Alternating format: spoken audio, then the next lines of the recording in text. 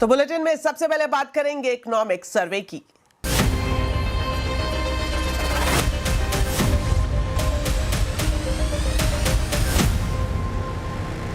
वित्त मंत्री निर्मला सीतारमण ने आज संसद में इकोनॉमिक सर्वे पेश किया। आर्थिक सर्वे में इकोनॉमी की अच्छी तस्वीर पेश की गई है। ग्लोबल अनिश्चितता के बावजूद आगे ग्रोथ की तेज रफ्तार जारी रहने की उम्मीद जताई गई है। साथ ही विदेशी निवेश और स्वदेशी दोनों की जरूरत पर जोर दिया गया है। इकोनॉमिक सर्वे पर ज्यादा डिटेल्स के साथ अब हमारे साथ जुड़ रहे हैं हमारे economic policy editor Lakshman Roy, संवाददाता आलोक प्रियदर्शी और साथ ही साथ हमारे साथ असीम मनचंदा भी जुड़ेंगे। तो सबसे पहले लक्ष्मण जी के पास चलते हैं। लक्ष्मण जी, आपसे सबसे पहले यही जानना चाहेंगे कि इकोनॉमिक सर्वे देश की आर्थिक तरक्की की ओर इशारा करता हुआ क्या दिख रहा है? जी, दरअसल बिल्कुल दिख रहा है। हालांकि इकोनॉमिक सर्वे पेश होने से पहले सब इस बात की चर्चा कर रहे थे कि जिस तरीके के अंतर्राष्ट्रीय माहौल है, उस माहौल में भारत की अर्थव्यवस्था कैसे टिकी रहेगी, क्या करना चाहिए, क्या चुनौतियां हैं, कितना नुकसान होगा। लेकिन इन सारी चीजों को अब दस्तावेजी रूप दे दिया गया है, सबको दस्तावेज में दर्ज कर दिया गया आर्थिक सर्वे के द्वारा। और आर्थिक सर्वे में साफ तौर से कहा गया है कि ग्लोबल अनिश्चितताओं के बावजूद भारत में आर्थिक विकास की रफ्तार बनी रहेगी और अगले कारोबारी साल में ये 6.8% से लेकर के 7.2% के बीच रह सकती है। वो भी इसलिए रह सकती है क्योंकि अंतर्राष्ट्रीय हालात बहुत खराब हैं और उसका असर पड़ रहा है। इस वजह से ये अनुमान डाला गया है। यहाँ कहा गया है कि यूएस के साथ ट्रेड डील इसी साल होने की संभावना है और अगर ट्रेड डील हो गई तो यहाँ पे एक बेहतर आर्थिक विकास की रफ्तार आपको देखने को मिल सकती है। लेकिन इकोनॉमिक सर्वे में सबसे खास बात यह है कि अंतर्राष्ट्रीय हालात बिगड़ते जा रहे हैं, इसके असर का पूरा आकलन यहाँ पर किया गया है और बताया गया कि जो हालात अभी हैं ये अचानक नहीं हुए हैं, वो दरअसल पिछले 4-5 साल का नतीजा है और अगले 5-7 साल तक ऐसे ही हालात बने रहेंगे। अब बने रहेंगे तो क्या हमारी अर्थव्यवस्था ऐसे सुस्त रहेगी? तो नहीं। इसका जवाब यहाँ पे दिया गया है। जवाब यहाँ पे दो दिया गया है कि अभी हालात जो है घरेलू मोर्चे पर काफी मजबूत संकेत मिलने शुरू हो गए हैं और आने वाले दिनों में कुछ ठोस कदम उठाने की जरूरत है। मजबूत संकेत 3 मोर्चे पर शुरू हुए हैं। सबसे बड़ी चुनौती ये थी कि कंजम्पशन, मांग में बढ़ोतरी नहीं हो रही थी। अब कहा जा रहा है कि प्राइवेट फाइनल कंजम्पशन बढ़ता जा रहा है और जीडीपी का 61% तक जा चुका है। दूसरा कि प्राइवेट निवेश नहीं हो रहा था, निजी निवेश नहीं हो रहा था, तो अब निजी निवेश भी यहाँ पे काफी ज्यादा हो रहा है।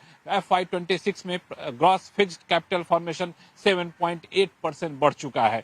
अब इसमें एक जरूरत क्या है? जरूरत यह है कि घरेलू निवेश को मजबूत करना होगा, विदेशी निवेश को बढ़ाने के लिए एफडीआई के मोर्चे पर जरूरी कदम उठाने होंगे, वहां पे कुछ रिफॉर्म करने होंगे और मैन्युफैक्चरिंग सेक्टर पर विशेष जोर देना होगा। स्वदेशी पर काफी ज्यादा फोकस किया गया और कहा गया 3 अलग अलग रणनीति अपनानी होगी ताकि स्वदेशी को चरणों में ठोस तरीके से बढ़ाया जाए। एक तरीके से कहें कि विदेशी चुनौतियों का स्वदेशी उपाय इस पूरे आर्थिक सर्वे में सुझाया गया। जी, आलोक भी हमारे साथ जुड़े हुए हैं। आलोक, आपसे जानना चाहेंगे इकोनॉमिक सर्वे में पीएसयूज की बात करें और साथ ही साथ स्वदेशी को लेकर जिस बात का जिक्र लक्ष्मण जी ने भी किया, क्या कुछ कहा गया है? बिल्कुल, देखिए जो सेंट्रल पब्लिक सेक्टर एंटरप्राइजेज हैं, पीएसयूज हैं, उसको लेकर इकोनॉमिक सर्वे में एक तरह से कहें सिफारिश की गई है। कहा गया है कि जिन कंपनियों में सरकार अपनी हिस्सेदारी 51% से घटाना चाहती है या फिर नहीं रखना चाहती, वहां पर अतिरिक्त पूंजी, अतिरिक्त राजस्व बढ़ाने के लिए उसको डाइवेस्ट किया जा सकता है। लेकिन जहां पर सरकार को अपना मैनेजमेंट कंट्रोल रखना है, यानी स्ट्रेटेजिक अपनी भूमिका रखनी है, वहां पर जो अभी 51% का नॉर्म्स है उसको कम करके 26% किया जा सकता है और इस पर विचार करना चाहिए। इसके लिए कंपनीज एक्ट में अमेंडमेंट किया जा सकता है। इसके अलावा जो भी सरकार को अगर लगता है कि कुछ पीएसयूज जो जहां पे उनकी हिस्सेदारी है और वो मार्केट में अच्छा कर रहे हैं, तो वहां पे उनको उनसे कह सकते हैं कि एक उसका विनिवेश के जरिए उसको वहां से आय का जरिया बनाया जा सकता है। तो ये खासतौर से जो सरकारी कंपनियां हैं उनको लेकर इकोनॉमिक सर्वे में कहा गया है। वही बात जो फोकस किया गया है स्वदेशी को लेकर, खासतौर से स्वदेशी पर काफी बल दिया गया है। कहा गया है कि इस हालात में स्वदेशी से हम आत्मनिर्भरता और आत्मनिर्भरता की बात की जा रही थी, उससे अब कहते हैं अति आवश्यकता की तरफ बढ़ने की जरूरत है और इसी स्वदेशी के तहत 3 प्रोंज स्ट्रेटेजी यानी 3 टियर स्ट्रेटेजी बनाने की बात की गई है, जिसे कहा गया है कि आने वाले दिनों में मैन्युफैक्चरिंग बढ़ाया जा सकता है और मैन्युफैक्चरिंग का ग्रोथ हो सकता है। जी, चलिए अब ये जान लेते हैं कि कृषि क्षेत्र की तस्वीर इकोनॉमिक सर्वे के हिसाब से किस तरह की लग रही है, और असीम हमारे साथ जुड़े हुए हैं। असीम, बताएं कृषि को लेकर इकोनॉमिक सर्वे में क्या कहा गया है। आर्थिक सर्वे में हमें कृषि सेक्टर के लिए सराहना देखने को मिली। कृषि सेक्टर के सामने बहुत सारी चुनौतियां थी, लेकिन इन चुनौतियों के बावजूद इसमें ग्रोथ बरकरार रही, जिससे कि ग्रामीण क्षेत्रों को काफी मजबूती मिली। आर्थिक सर्वे में कहा गया कि पिछले 5 सालों के अंदर कृषि सेक्टर के अंदर 4.4% की ग्रोथ देखने को मिली। इतना ही नहीं, एक दशक के अंदर एग्रीकल्चर सेक्टर पूरी तरह से स्थिर रहा और इसमें ग्रोथ 4.45% के आसपास देखने को मिली। एग्रीकल्चर के साथ साथ उसके जितने भी एलाइड सेक्टर थे, चाहे वो पशुपालन हो, मत्स्य पालन हो, उनके अंदर भी ग्रोथ देखने को मिली। फलों सब्जियों का उत्पादन रिकॉर्ड देखने को मिला। 12 से 13% के आसपास ग्रोथ हो रही है और पिछले 5 सालों में इसमें ग्रोथ 33% के आसपास की देखने को मिली है। इतना ही नहीं, सरकार ने जो मिशन चलाया आत्मनिर्भर दालों के लिए, उससे भी दालों का प्रोडक्शन है वो लगातार बढ़ रहा है और जो एडिबल ऑयल है उसमें आत्मनिर्भर बनने की दिशा में काफी तेजी से आगे बढ़ रहे हैं। पिछले 1 साल के अंदर इसमें जो प्रोडक्शन है उसमें करीबन 75 लाख टन की बढ़ोतरी देखने को मिली और इंपोर्ट में करीबन 7% की कमी भी देखने को मिली है। हालांकि आर्थिक सर्वे के मुताबिक अगर एग्रीकल्चर सेक्टर को बढ़ावा देना है, किसानों की आय दोगुनी करनी है, तो इसके लिए नीतिगत कदम जो है वो भी उठाने पड़ेंगे। टेक्नोलॉजी के ऊपर भी फोकस आने वाले दिनों में एग्रीकल्चर सेक्टर को करना पड़ेगा, जिससे कि प्रोडक्टिविटी बढ़ सके। जी, बहुत बहुत शुक्रिया असीम आपका, साथ ही लक्ष्मण जी आपका भी, और आलोक आप भी हमारे साथ लाइव जुड़े। आप तीनों का बहुत बहुत शुक्रिया हमारे दर्शकों के लिए इकोनॉमिक सर्वे की बिग पिक्चर को बताने के लिए। चलिए बढ़ते हैं आगे, और अब हमारे साथ जुड़ रही हैं इकरा की चीफ इकोनॉमिस्ट अदिति नायर। अदिति, बहुत बहुत स्वागत है आपका सीएनबीसी आवाज पर। और इकोनॉमिक सर्वे पेश किया जा चुका है, किस तरह की तस्वीर आर्थिक ग्रोथ की आपको दिख रही है? ग्रोथ का जो अनुमान दिया गया है, क्या आपको लगता है कि वो उम्मीद के मुताबिक है? Thank you. देखिए, 2 बहुत इंपॉर्टेंट पॉइंट्स ग्रोथ के ऊपर आए हैं इकोनॉमिक सर्वे में। एक तो जो मीडियम टर्म ग्रोथ है वो अब इकोनॉमिक सर्वे ने 7% के आसपास प्रोजेक्ट करी है। जो पहले 6.5% होती थी उसको बढ़ा के अब 7% पे प्रोजेक्ट किया है। और जो आने वाला वित्तीय वर्ष है उसकी ग्रोथ को उन्होंने 6.8 टू 7.2% में प्रोजेक्ट किया है, जो इसी 7% के अराउंड एक बैंड है। ये काफी दोनों इम्पोर्टेंट पॉइंट्स हैं। हम जिस तरह से देख रहे हैं अभी जो डोमेस्टिक इकोनॉमी है काफी मजबूत है, काफी चीजें करी गई हैं पिछले 1 साल में, 1.5 साल में, गवर्नमेंट ने भी और सेंट्रल बैंक ने भी। और जो पिछले काफी वर्षों से रिफॉर्म का मोमेंटम आ रहा है उसके सबके कल्मिनेशन से हमें लगता है कि डोमेस्टिक कंजम्पशन ग्रोथ जो है वो इस साल अच्छी होनी चाहिए। और वैसे भी FY 28 में पे रिविजन भी आ रहा है तो वो भी डोमेस्टिक कंजम्पशन को सपोर्ट करेगा। जो डोमेस्टिक इन्वेस्टमेंट है वो मेरे हिसाब से मिक्स्ड है। गवर्नमेंट स्पेंडिंग अभी भी इम्पोर्टेंट रहेगी ओवरऑल ग्रोथ मोमेंटम को सस्टेन करने के लिए, लेकिन जो सबसे अनसर्टेनिटी का क्षेत्र है वो एक्सटर्नल क्षेत्र ही है। किस तरह से ग्लोबल जियोपॉलिटिकल टेंशंस होते हैं, किस तरह से ग्लोबल टैरिफ की सिचुएशन इवॉल्व होती है, ये सब काफी इम्पोर्टेंट मायने रखेगा आने वाले साल में। हम अभी जो एग्जिस्टिंग जीडीपी का बेस है, जो 2011-12 का बेस है, उस पे 6.7% बेसलाइन अजम्पशन अगले साल की जीडीपी ग्रोथ की लेके चल रहे हैं। तो ये इकोनॉमिक सर्वे ने जो रेंज दी है उससे हल्का सा नीचे है।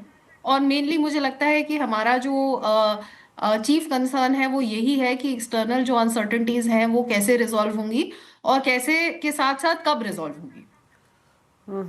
बिल्कुल, ग्रोथ की बात यहाँ पर सरकार की तरफ से की गई है आर्थिक सर्वे के माध्यम से। अदिति, आपको लगता है कि ग्रोथ के मोर्चे पर कुछ स्पेसिफिक चैलेंजेस है जो अभी सामने है?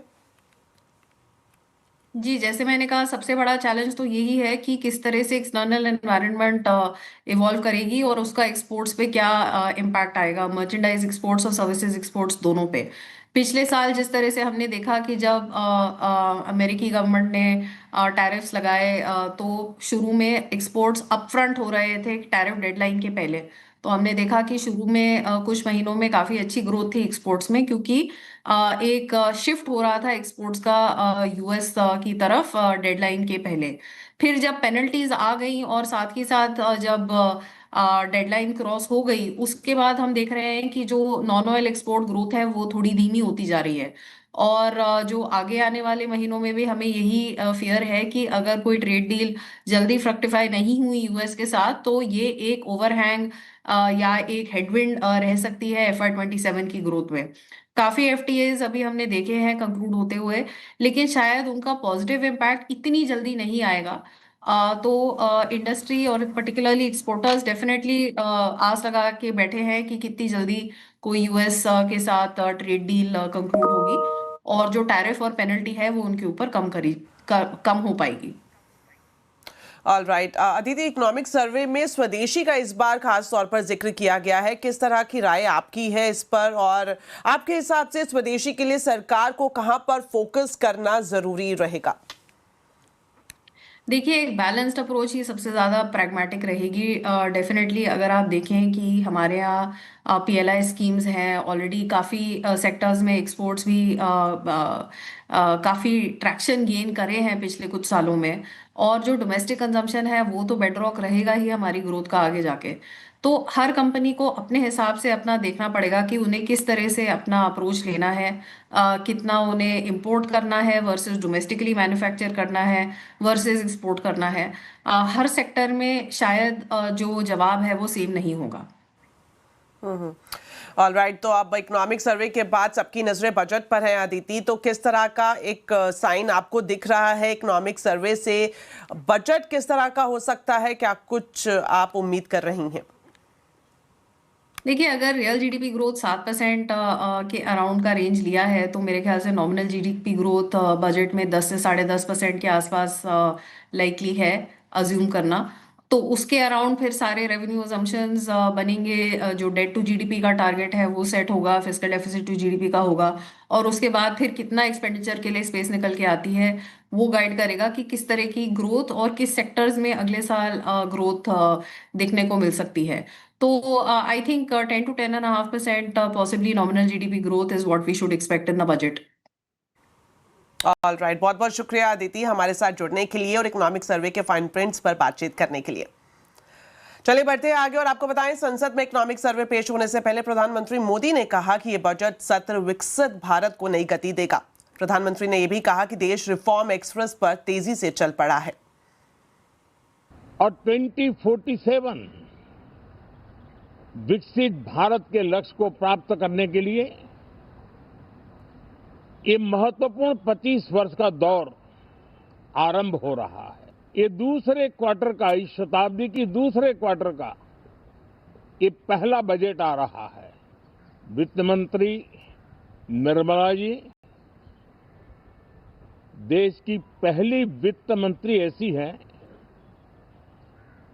महिला वित्त मंत्री ऐसी है जो लगातार 9वीं बार देश के संसद में बजट प्रस्तुत करने जा रही है। सरकार की ये पहचान रही है रिफॉर्म, परफॉर्म एंड ट्रांसफॉर्म, और अब तो हम रिफॉर्म एक्सप्रेस पर चल पड़े हैं, बहुत तेजी से चल पड़े हैं।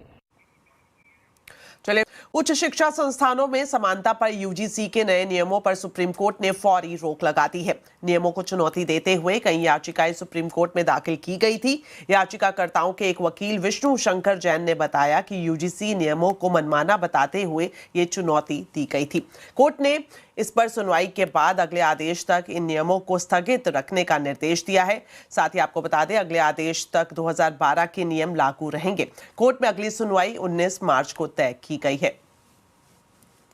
आज माननीय सुप्रीम कोर्ट ने जो यूजीसी रेगुलेशंस नए नियम पास किए गए हैं उस पर सुप्रीम कोर्ट ने रोक लगाई है, उसको एबियंस में रखा है, और सुप्रीम कोर्ट ने अपनी पावर्स को एक्सरसाइज करते हुए अंडर आर्टिकल 142 जो यूजीसी रेगुलेशंस 2012 हैं उनको इन ऑपरेशन किया, उनको प्रभावी किया। अब सुप्रीम कोर्ट ने इस मामले में केंद्र सरकार को और सारे पक्षकारों को नोटिस जारी किया है और इस मामले की अगली सुनवाई 19 मार्च को निर्धारित की गई है। तो सुप्रीम कोर्ट ने आज क्या निर्देश जारी किए हैं, इसकी पूरी डिटेल्स बता रहे हैं असीम मनचंदा। 23 जनवरी को यूजीसी ने प्रमोशन ऑफ इक्वालिटी रेगुलेशन 2026 जारी किया था। इसका मकसद जो उच्च शिक्षा संस्थान है उनके अंदर जातीय भेदभाव को कम करना था, लेकिन इसके आते इसका काफी विरोध देखने को मिला। बहुत सारी इसके सुप्रीम कोर्ट में इसको लेकर के याचिकाएं भी दायर की गई। इन याचिकाओं में कहा गया कि ये कई ग्रुप जो है उनके साथ भेदभाव करता है, तो इस मामले की सुनवाई की जानी चाहिए।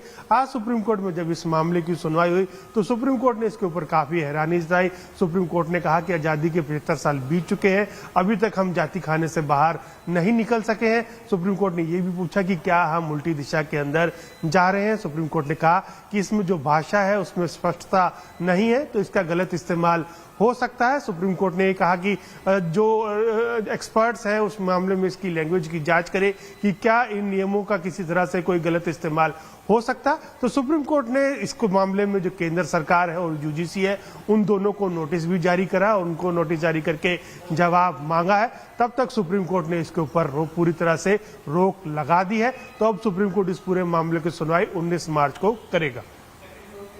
साथ ही समाजवादी पार्टी के नेता अखिलेश यादव ने कहा कि तमाम नियम कानून और संविधान के होते हुए भी भेदभाव होता है, इसलिए वो चाहते हैं कि भेदभाव करने वाले बचे नहीं, लेकिन किसी निर्दोष को फंसाया भी ना जाए। दोषी जो हो वो बचे नहीं और निर्दोष के साथ अन्याय ना हो, ये हम सबका यही मानना है। और इससे पहले भी रेगुलेशन आए थे 2012 में, और 2012 के रेगुलेशंस में कमी क्या रही या उसमें क्या क्या फैसले हुए थे या किस तरह का यूनिवर्सिटी या वहाँ के लोगों ने व्यवहार किया था, टेकअप किया था उनके चीज़ों को। फिर आज 26 में आ गए नए रेगुलेशन, तो हमने 2012 के रेगुलेशन से क्या सीखा। और जब हमारा संविधान कहता है कि हम कहीं भेदभाव नहीं कर सकते हैं, तो संविधान और जो हमारे तमाम कानून हैं उसके बाद भी भेदभाव होता, अन्याय होता है समय समय पर। आज महाराष्ट्र के पूर्व डिप्टी सीएम अजीत पवार का अंतिम संस्कार किया गया। बारामती के काटेवाड़ी स्थित विद्या प्रतिष्ठान मैदान में अजीत पवार को अंतिम विदाई दी गई। उनके दोनों बेटे पार्थ और जय पवार ने उन्हें मुखाग्नि दी। पत्नी सुनेत्रा पवार ने पति के पार्थिव शरीर पर गंगा जल चढ़ाकर उन्हें अंतिम विदाई दी। मौके पर चाचा शरद पवार और बहन सुप्रिया सुले के साथ साथ गृह मंत्री अमित शाह भी मौजूद रहे। आपको बता दें, अजीत पवार की कल विमान हादसे में मौत हो गई थी। चलिए, इसी के साथ फिलहाल इस बुलेटिन में इतना ही। आप खबरों पर अपडेट रहें, CNBC आवाज से जुड़े रहें हमारे सोशल मीडिया हैंडल्स के जरिए। नमस्कार।